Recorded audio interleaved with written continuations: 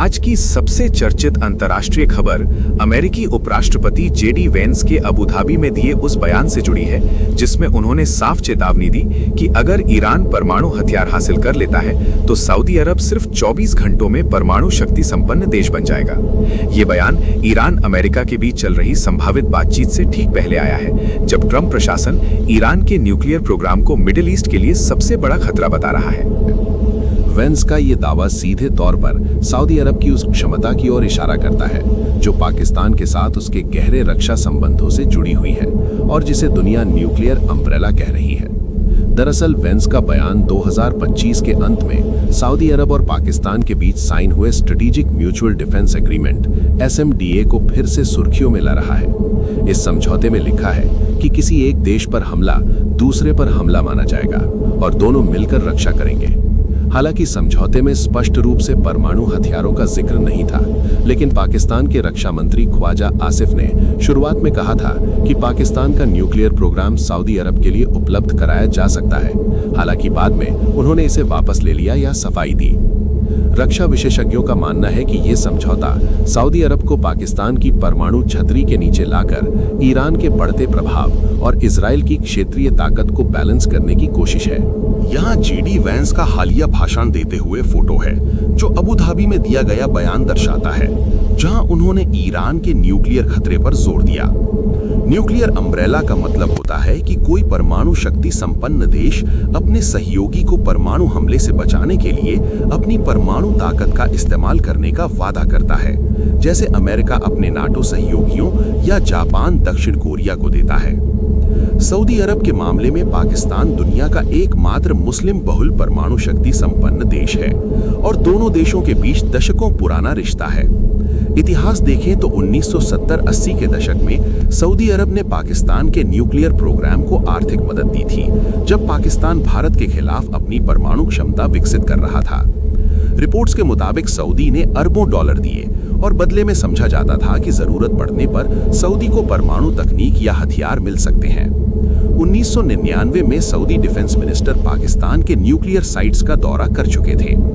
2012 में पाकिस्तानी राजदूत ने कहा था कि हर पाकिस्तानी सऊदी सुरक्षा को अपना व्यक्तिगत मामला मानता है। अब SMDA के बाद ये पुराना समझौता नया रूप ले रहा है। वेंस का 24 घंटे वाला दावा सऊदी के उस बयान से जुड़ा है जो क्राउन प्रिंस MBS ने 2018 में दिया था कि अगर ईरान परमाणु बम बनाता है तो सऊदी भी पीछे नहीं रहेगा। सऊदी के पास पहले से ही चीन से लिए गए डोंगफेंग 3 मिसाइल हैं जो न्यूक्लियर केपेबल है और वो IAEA के साथ सीमित सहयोग करता है। विशेषज्ञ कहते हैं कि सऊदी के पास सेंट्रीफ्यूज प्लांट बनाने की योजना है और वो पाकिस्तान से तैयार हथियार या तकनीक ले सकता है। हालांकि पाकिस्तान का न्यूक्लियर डॉक्ट्रिन इंडिया केंद्रित है और वो फर्स्ट यूज पॉलिसी नहीं अपनाता, लेकिन सऊदी के साथ गठबंधन से वो मिडिल ईस्ट में भी अपनी भूमिका बढ़ा सकता है।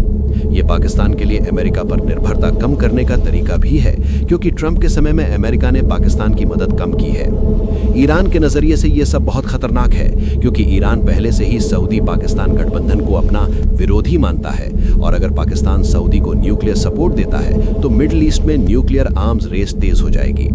इजराइल भी चिंतित है, क्योंकि वो ईरान के न्यूक्लियर प्रोग्राम को रोकने के लिए अमेरिका पर दबाव डाल रहा है।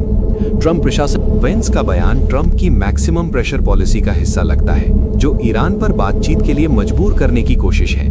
लेकिन अगर ईरान नहीं मानता तो क्षेत्रीय तनाव और बढ़ेगा।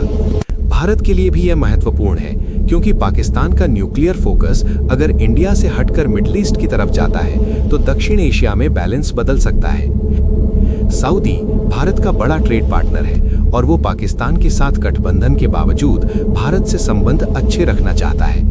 कुल मिलाकर ये खबर दिखाती है कि मिडिल ईस्ट की सुरक्षा अब सिर्फ अमेरिका पर नहीं, बल्कि पाकिस्तान जैसे नए प्लेयर्स पर निर्भर हो रही है और ईरान का न्यूक्लियर प्रोग्राम इसकी वजह से और जटिल हो गया है। ये इमेज न्यूक्लियर अम्ब्रेला की कॉन्सेप्ट को दिखाती है, जहां सऊदी और पाकिस्तान के झंडों के साथ न्यूक्लियर सिंबल है, जो इस पूरे मुद्दे की जटिलता दर्शाता है। ये पूरी स्थिति अभी डेवलप हो रही है और आने वाले दिनों में ईरान अमेरिका बातचीत के नतीजे तय करेंगे कि क्या वाकई सऊदी को पाकिस्तान से न्यूक्लियर अम्ब्रेला मिलता है या ये सिर्फ स्ट्रेटेजिक एम्बिग्युइटी है जो दुश्मनों को डराने के लिए इस्तेमाल हो रही है। विशेषज्ञों का कहना है कि पाकिस्तान सीधे परमाणु हथियार ट्रांसफर नहीं करेगा, क्योंकि इससे अंतर्राष्ट्रीय प्रतिबंध लग सकते हैं और भारत के साथ तनाव बढ़ेगा। लेकिन समझौते की धुंधली भाषा से सऊदी को मनोवैज्ञानिक सुरक्षा मिल रही है। ट्रंप प्रशासन इस पर नजर रख रहा है और अगर जरूरत पड़ी तो इजराइल के साथ मिलकर एक्शन ले सकता है। कुल मिलाकर ये खबर मिडिल ईस्ट की बदलती जियोपॉलिटिक्स का एक बड़ा संकेत है, जहां पुराने गठबंधन कमजोर हो रहे हैं और नए मुस्लिम देशों के बीच न्यूक्लियर बैलेंस की तलाश तेज हो गई है। अंत में अपनी राय कमेंट में जरूर लिखें। वीडियो पसंद आया हो तो लाइक करें, शेयर करें और चैनल को सब्सक्राइब करें, क्योंकि हम यहाँ सिर्फ खबर नहीं, उसके पीछे की पूरी सच्चाई लाते हैं।